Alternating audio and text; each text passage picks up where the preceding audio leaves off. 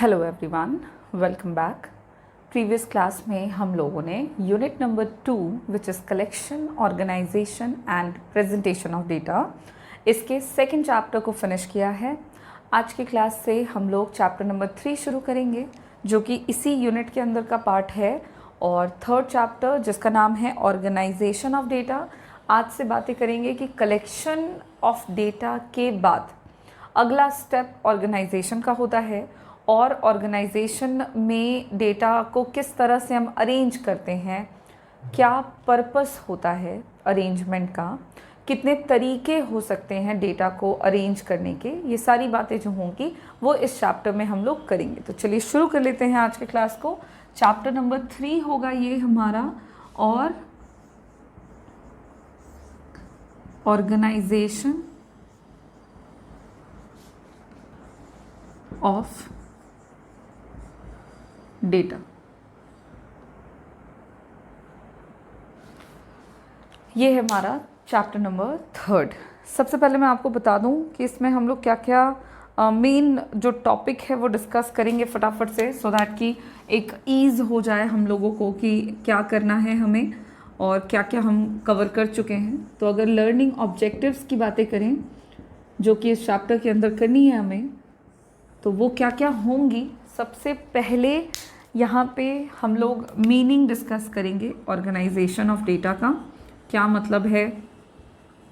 Meaning को discuss करने के बाद हमें क्लासिफिकेशन का पता लगेगा, और उसी क्लासिफिकेशन ऑफ डेटा को हम यहाँ पे डिटेल में डिस्कस करेंगे कि क्या मीनिंग है क्लासिफिकेशन का। डेटा क्लासिफिकेशन के, देखो क्लासिफिकेशन हमारा अगला टॉपिक होगा which is a part of organisation, तो वो जानना है। मीनिंग के बाद हम लोग इसके ऑब्जेक्टिव्स डिस्कस करेंगे, क्यों डेटा को हम क्लासिफाई करते हैं, व्हाट आर द ऑब्जेक्टिव्स। फिर हम लोग इसमें इसके कैरेक्टरिस्टिक्स भी डिस्कस करेंगे कि क्या विशेषताएं हैं इंफॉर्मेशन को जो हम क्लासिफाई करते हैं, तो ऐसा करने के पीछे का कैरेक्टरिस्टिक्स या फीचर्स क्या क्या होना चाहिए। And then methods of classification, कितने मेथड्स होते हैं। ये 4 बातें जो होंगी ये हम लोग करेंगे under the topic classification of data.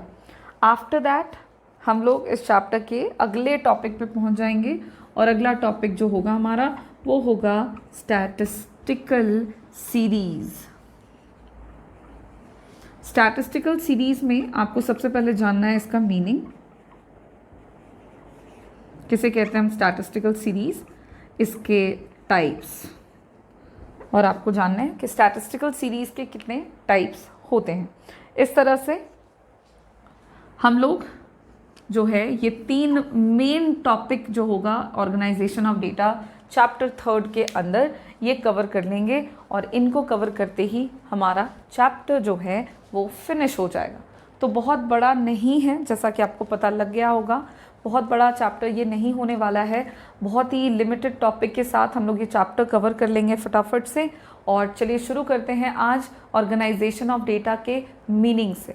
सबसे पहले देखेंगे कि क्या मतलब है ऑर्गेनाइजेशन ऑफ डेटा का, और 1 बाय 1 करके आगे के टॉपिक को डिस्कस करते हुए बढ़ेंगे।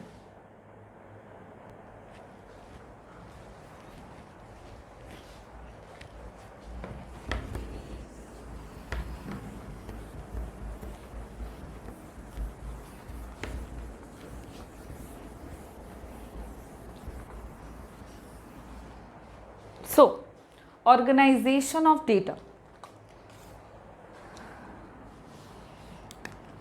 ये जो ऑर्गेनाइजेशन वर्ड है इसके मीनिंग को सिंपली आप कह सकते हैं, इसका मतलब कह सकते हैं आप arrangement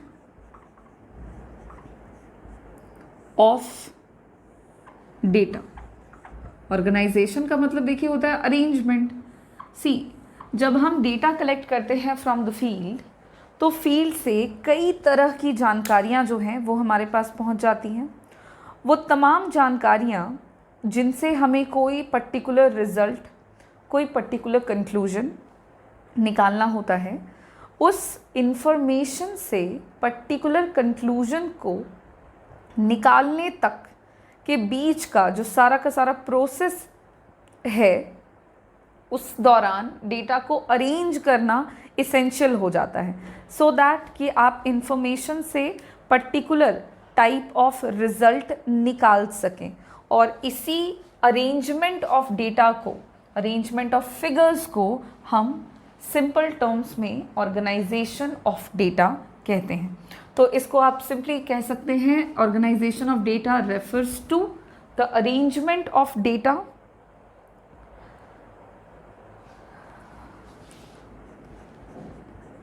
in such a way, कुछ इस तरह से या in such a form, so that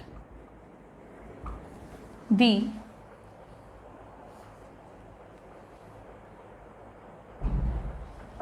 so that comparison, analysis,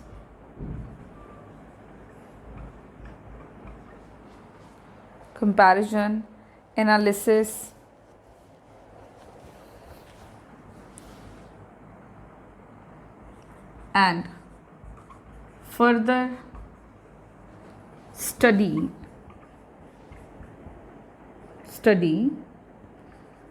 may be facilitated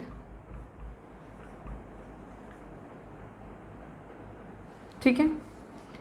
arrangement of data, यहाँ पे एक चीज़ और आप ऐड कर सकते हैं, अरेंजमेंट ऑफ डेटा, किस अरेंजमेंट ऑफ डेटा से पहले आप एक चीज़ यहाँ पे ऐड कर सकते हैं कि इंफॉर्मेशन को जब हम अरेंज करते हैं, जो कि कैसे होते हैं, मास of similar data, mass of similar data है, और मास का मतलब बहुत ज़्यादा लेकिन एक दूसरे से संबंधित। तो मास ऑफ सिमिलर डेटा को जब आप अरेंज कर देते हैं कुछ इस तरह से, ताकि उसके उस इंफॉर्मेशन से कंपैरिजन, एनालिसिस और फर्दर स्टडी जो भी आप करना चाहते हैं उसकी आपको सुविधा मिल सके, कंक्लूजन्स वगैरह आप निकाल सकें, ये आप आसानी से कर पाएँ, इसी अरेंजमेंट ऑफ डेटा को हम ऑर्गेनाइजेशन ऑफ द डेटा कहते हैं। इसको आप सिंपली अपने शब्दों में लिख सकते हैं, organisation of data refers to the arrangement of figures in such a form that comparison of the mass of similar data may be facilitated and further analysis may be possible. याद रखिएगा। अब है कि ये जो मास ऑफ सिमिलर डेटा है, इसका ये जो अरेंजमेंट होता है, this arrangement can be of two type, या कहो ऐसा कि इस अरेंजमेंट को करते वक्त हम दो इम्पॉर्टेंट स्टेप्स फॉलो करते हैं। पहला स्टेप होता है आपका classification,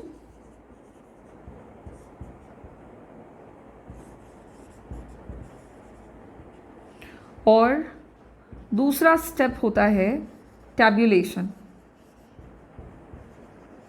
There are two main steps under the organization of data, classification and tabulation.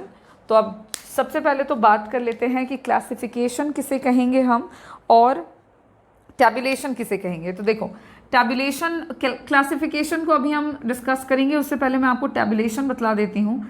Single terms में अगर हम टैबुलेशन की बात कर रहे हैं तो इसका सिंपल सा मतलब है कि whenever we arrange the statistical data, data को जब आप अरेंज करते हैं इन टेबल, टेबल के फॉर्म में, या कह सकते हैं टेबल के बदले रोज एंड कॉलम्स के फॉर्म में।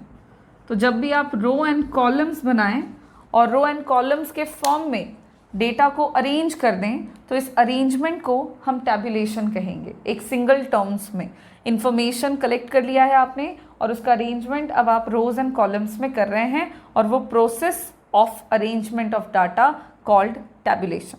Now move on to the second part, जिसको यहाँ पे हम डिटेल में डिस्कस करेंगे। अभी अभी आपको लर्निंग ऑब्जेक्टिव्स में बताया है क्लासिफिकेशन ऑफ डेटा। इसका क्या मतलब हुआ? तो देखें, जैसा कि नाम से पता लग रहा है, classification of data is the important step जो कि हम ऑर्गेनाइजेशन ऑफ डेटा के अंदर ले रहे हैं। This is also an arrangement जहाँ पे हम डेटा ही अरेंज कर रहे हैं, और पर्पस उसका यही सब होगा, कंपैरिजन कर सकें हम, डेटा से आसानी से एनालिसिस कर लें, उससे आप फर्दर अपनी स्टडी को पूरा करते हुए स्टैटिस्टिकल कंक्लूजन्स निकाल लें। तो इन सारे काम को आसानी से आप कर पाएँ, इसकी सुविधा प्राप्त करने के लिए जब आप किसी भी तरह के इंफॉर्मेशन को अरेंज कर देते हैं into different classes according to different characteristics, तो उसे हम कहते हैं क्लासिफिकेशन ऑफ डेटा। चलिए शुरू से इसको एक बार देखते हैं हम, क्लासिफिकेशन ऑफ डेटा, चूँकि ये हमारा सेकेंड इम्पॉर्टेंट टॉपिक है जिसको हमने डिटेल में डिस्कस करना है, इसलिए शुरुआत से शुरू करें। Classification of data which is a part of organisation of data.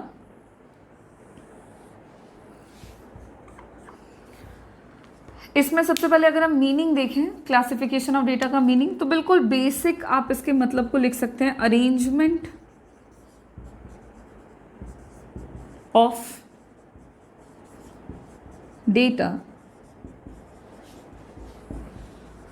into different groups or classes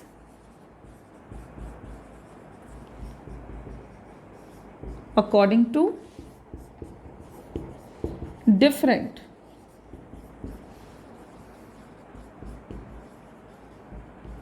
characteristics is called classification of data.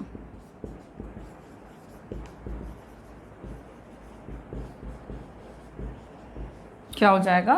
तो क्लासिफिकेशन ऑफ डेटा का सिंपल मीनिंग कि जब भी हम इंफॉर्मेशन को, डेटा को अरेंज कर दें, और अरेंजमेंट अगर हम अलग अलग ग्रुप्स या डिफरेंट क्लासेस में करें, ग्रुप्स क्लासेस आप कुछ भी कह सकते हैं, तो डिफरेंट ग्रुप्स या क्लासेस में अगर आप करते हैं अकॉर्डिंग टू डिफरेंट कैरेक्टरिस्टिक्स, तो उसे हम कहते हैं classification of data. This is the simple meaning of classification. Data are classified into various groups और classes according to the objective of the inquiry. आप कैसे क्लासेस बनाओगे, कितने क्लासेस में इंफॉर्मेशन को डिवाइड करोगे, ये सारी चीज़ें जो हैं वो डिपेंड करेंगी कि आपका ऑब्जेक्टिव ऑफ द इंक्वायरी क्या है। और यही process, the process of grouping related facts into classes is known as classification. और यही जो प्रोसेस है जिसमें हम रिलेटेड फैक्ट्स को अलग अलग क्लासेस में बांटते हैं, जिसको हम क्लासिफिकेशन कहते हैं।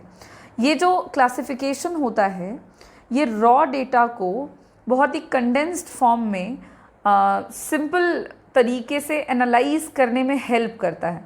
अगर आप क्लासिफिकेशन कर देते हैं तो उससे आपकी जानकारी जो है वो छोटी नहीं होती है, बल्कि वो कुछ इस फॉर्म में अरेंज हो जाती है कि उससे आप बड़ी आसानी से फर्दर स्टैटिस्टिकल एनालिसिस जो हैं वो कर पाएँ। सो क्लासिफिकेशन ऑफ डेटा का मीनिंग यहाँ पे complete. And now move on to कि जो हम क्लासिफिकेशन करते हैं, ऐसा करने के पीछे ऑब्जेक्टिव्स क्या क्या होते हैं।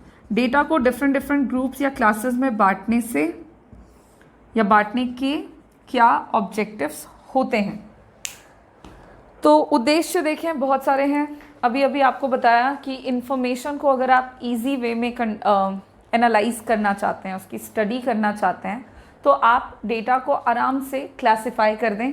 क्योंकि जितना भी रॉ डेटा आपने जमा किया है, फील्ड से कलेक्ट किया है, उसको एज इट इज़ फॉर्म में अगर आप सोचें कि यूज़ कर लें, तो वहाँ पे आपका काम जो है वो काफ़ी मुश्किल होगा, आप आसानी से वो काम नहीं कर पाएंगे। So there are main objectives of classification, जिसको पॉइंट वाइज हम अभी वन बाय वन करके डिस्कस करेंगे।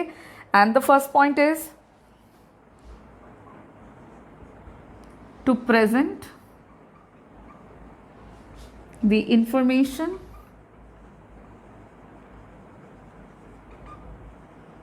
इन सिंपल फॉर्म।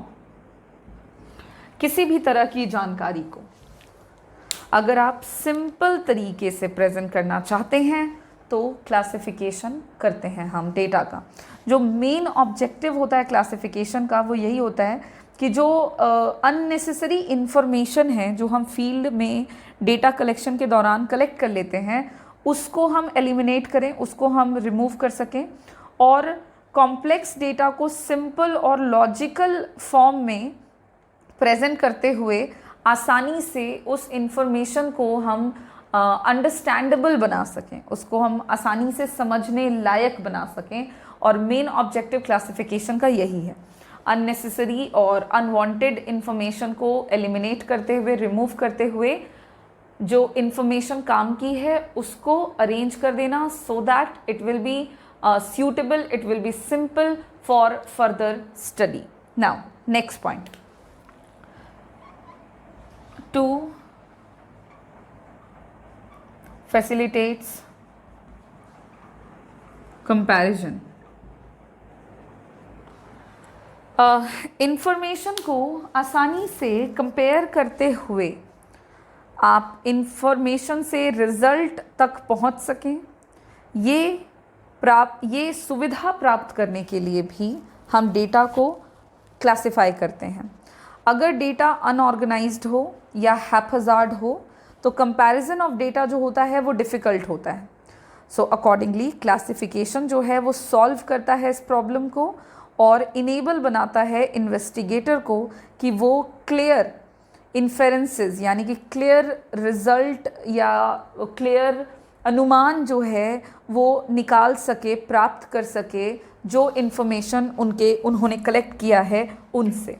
तो इन्फॉर्मेशन को कंपेयर करके, आसानी से स्टडी करके बेहतर तरीके से रिज़ल्ट वगैरह प्राप्त करने की सुविधा मिल सके, इस उद्देश्य के साथ हम इन्फॉर्मेशन को अलग अलग ग्रुप्स या क्लासेस में क्लासिफाई कर देते हैं। And this is the second objective of classification. Now next point classification की है, क्लासिफिकेशन के ऑब्जेक्टिव्स की है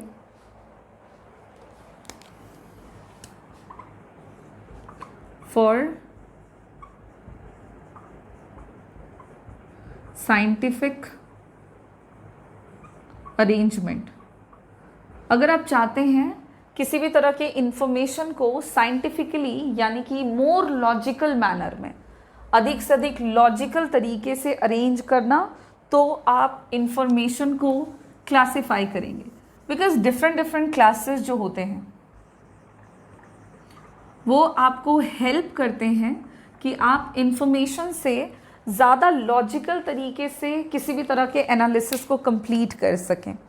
क्लासिफिकेशन जो है वो प्रेजेंटेशन ऑफ डेटा को साइंटिफिक तरीके से करने की सुविधा देता है। यहाँ इससे क्लासिफिकेशन से आप फर्दर आगे होने वाले जो तुलनात्मक रूप के अध्ययन हैं वो कर सकते हैं, जो कि ज़्यादा रिलायबल भी होंगे, ज़्यादा लॉजिकल भी होंगे।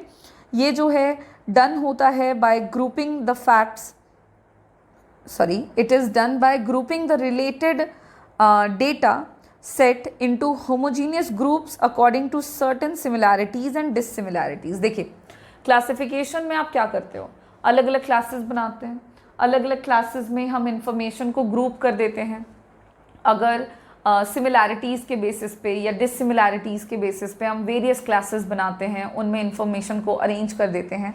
और ये जो आप अरेंजमेंट कर रहे हैं, this is more logical, this is more reliable.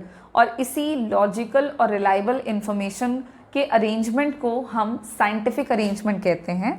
तो किसी भी तरह की जानकारी को अगर आप साइंटिफिकली अरेंज करना चाह रहे हैं तो आप उसका क्लासिफिकेशन करते हैं। ये आपका एक इम्पॉर्टेंट ऑब्जेक्टिव हो गया है क्लासिफिकेशन ऑफ डेटा का। Now next point,